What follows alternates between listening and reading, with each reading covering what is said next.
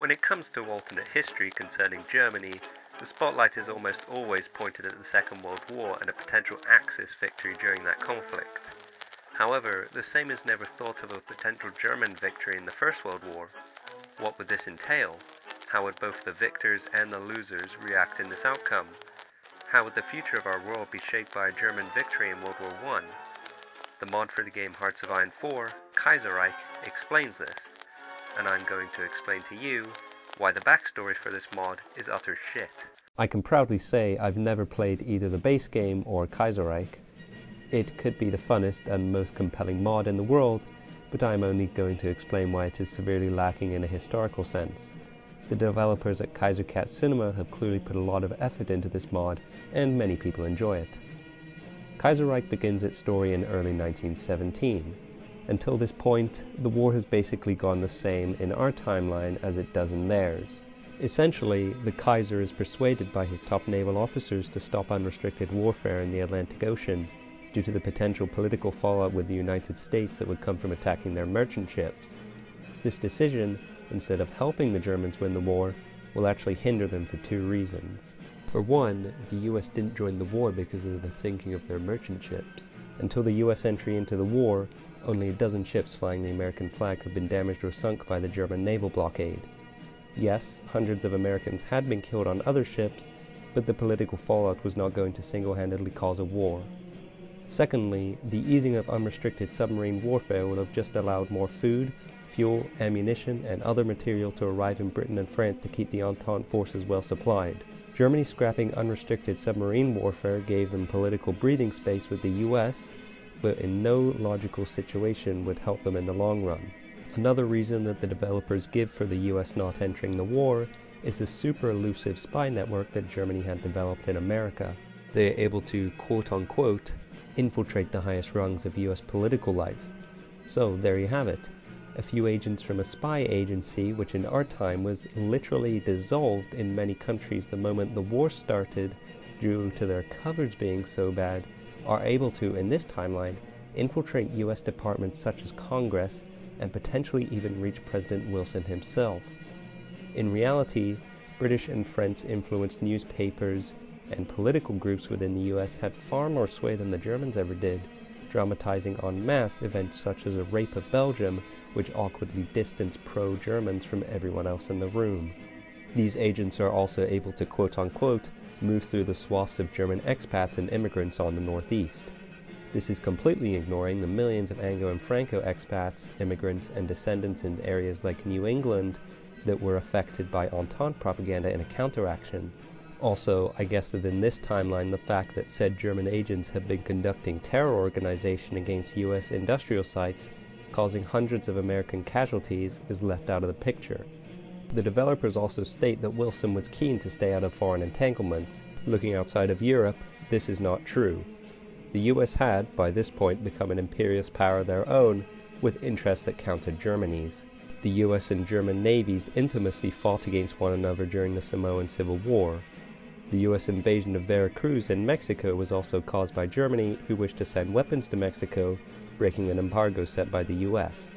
So in this timeline, in December 1917, a British submarine accidentally sinks an American ship carrying Christmas gifts to Germany.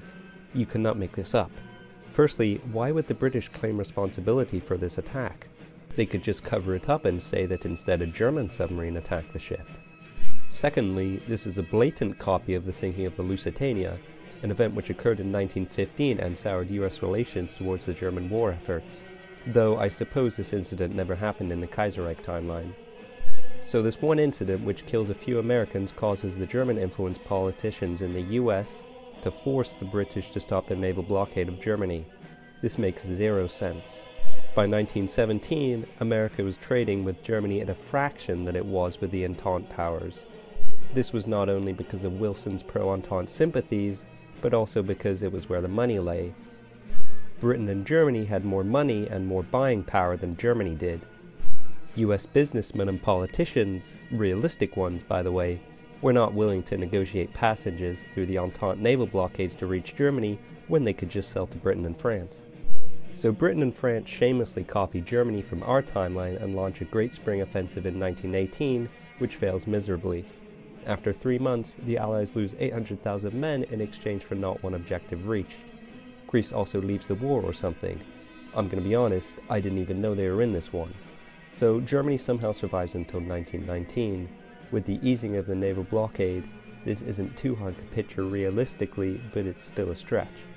German soldiers would now definitely be marching on half-empty stomachs, even with supplies coming in from the US and puppet Ukraine. Germany captures Amiens, and from there, British and French logistics go into a free fall, and within a short time the Germans are sieging Paris. Now, by doing this, Germany would have expended the last of their supplies. The average German soldier would be literal skin and bones by the time he reaches Paris. He will be starving and unable to maintain proper military coordination. This isn't helped by Germany diverting many men to southern fronts to help Austria against Italy. German stomachs and logistics in this timeline are just too good, so deal with it. Despite this, the British forces just pack up and flee France, with an offensive against the Germans failing. And so France surrenders, and the German flag flies over the Eiffel Tower for the second time in half a century. But the war is not yet over, as Britain and Germany continue to slug it out in a naval war spanning the Atlantic Ocean.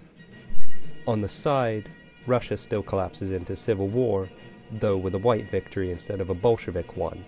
Germany is still able to hold on to its territories in Eastern Europe it gained in the Treaty of Brest-Litovsk. Austria-Hungary is also beating Italy in the Alps. The Ottomans are pushed back to their modern-day borders by British and Arab revolts, but that's not really important.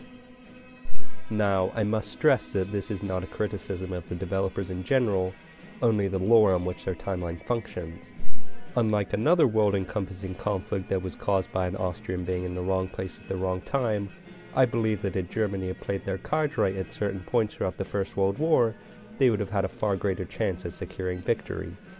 Say, if the Germans took a defensive stance against the French on their western border and focused primarily on Russia, giving the British no reason to join in the war. From this point, you can build on the what-ifs yourself, giving the Germans a victory. However, it is pretty unreasonable to say that the Germans could achieve a victory at such a late point in the war, especially with the very unrealistic scenarios that are put forward in the game's lore.